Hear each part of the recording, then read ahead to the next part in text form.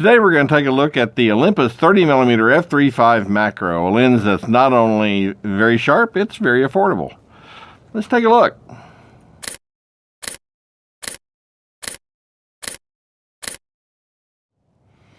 Hey, thanks for joining me.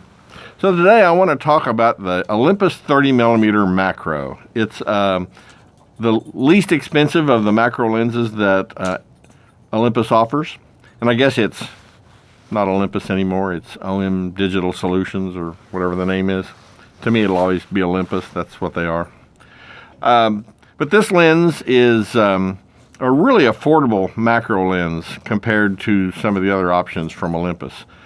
This lens has a suggested retail price of $349.99, $350.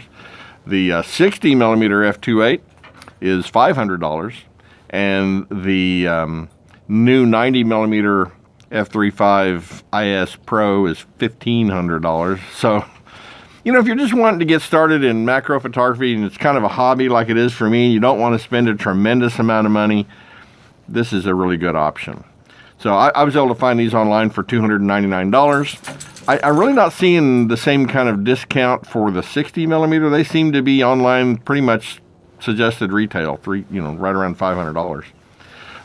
The 60 is a very popular lens. Now, the 30mm is a fantastic lens. f3.5 maximum aperture. Don't let that scare you. A lot of your zoom lenses aren't any faster than that. And with today's cameras, with the ability to shoot a fairly high ISO without noise, f3.5 is fast enough to handle most needs. So don't let that scare you away.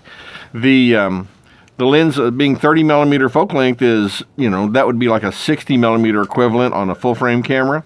So that's very usable focal length for just normal day-to-day photography, kind of like a normal lens. The 60 is a little bit longer than, obviously than a 50 would be, or a 25 on your micro four thirds, but not so much that you can't use this for just normal day-to-day photography. And of course it focuses to infinity, beautiful image quality, and you can use this as a carry-on lens. I often just leave this on my camera and use it for normal day-to-day photography, use it for macro. It gets a lot of use. So this lens will go to 1.25x magnification, so it's actually greater than 1:1. Now what that means is that 1:1 magnification, the image on your sensor is the same size as the actual subject that you're taking a picture of. So this goes to 1.25x, which means that the image is actually slightly larger on the sensor than it is in real life. So that's some pretty heavy magnification. It focuses down to 0.095 meters, what that'd be 9.5 centimeters. And I think that works out to 0.3 feet, a third of a foot, whatever that is. In inches would be 4 inches. So it's it gets pretty close. Your working distance at 1.25x is pretty close. So if you're into shooting insects, this might not be the best choice for you, and that the working distance, if you get really close to a bug, is going to probably scare it off and it's going to fly away. Unless it's cold enough, like it is today, it's freezing. Unless it's cold enough that, the insect is prevented from flying off.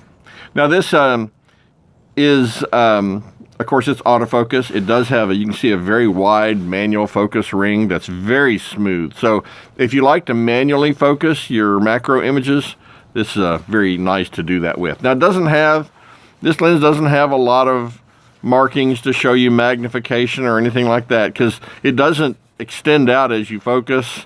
This uses a single internal element to do the autofocus.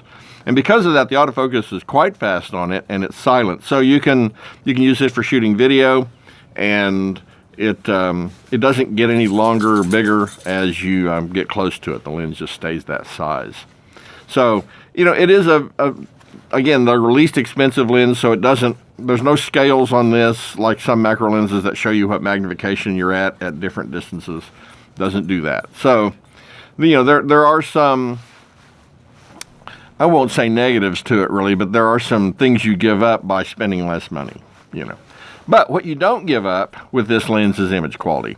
In my opinion, this lens is just got fantastic image quality. The pictures I get from it are very sharp, very contrasty, just a joy to use. And it's very light. It's like 4 ounces. It's very lightweight. It's not going to load your bag down. You know, if I were traveling and wanted to have a macro lens with me in my travels, then this would be a great option because it's not going to take up much space, not going to weigh much. So the 30 millimeter macro is just a fantastic lens. I've really enjoyed using it. I've been using this one for a little over a year now, I think, and it has just been a pleasure to use. So let's do this. Before we take a look at some pictures, if you would, please click on the like and subscribe buttons, and let's take a look at some pictures that I've taken with this, and after we've played some of those, we'll come back. Anyway, we'll see you in a minute.